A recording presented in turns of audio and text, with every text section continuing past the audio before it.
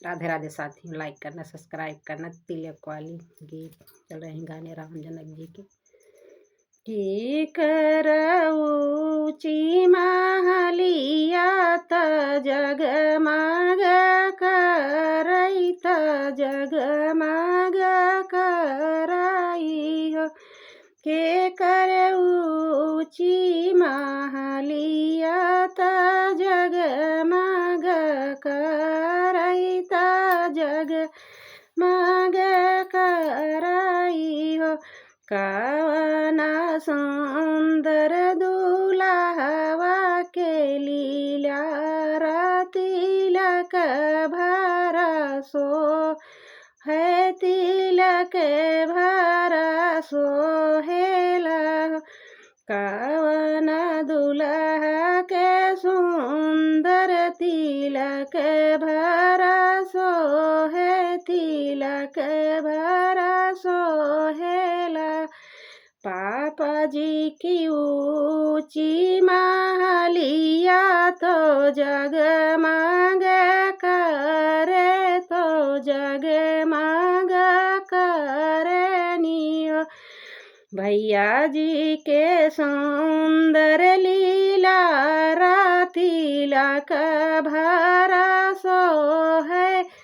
भैया जी के सुंदर लीला तिलक भरसो है तिलक भरसो है लहो।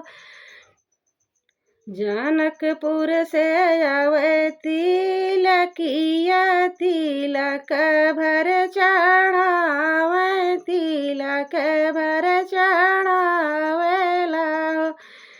भैया जी के चढ़ावे तिलक सुहावना तिलक सुहावना हो। आंगने में बैठे जनक जी राजा आंगन तनी खेलन खेलई तो आंगन में बैठे जनक राजा आंगन तो निरनई निहाराई हो। दशरथ के आंगन बड़ा छोटा तो दशरथ के आंगन बड़ा छोटा तो निक नाही लागेला निक नाही लागेला। दशरथ के आंगन बड़ा त छोटा त निक नाही लागेला हो। आसन पर बैठे दशरथ राजा त रामा के निहारई त रामा के तिलक कइले थोड़ा तनिक नहीं लागई तनिक नहीं लागई हो।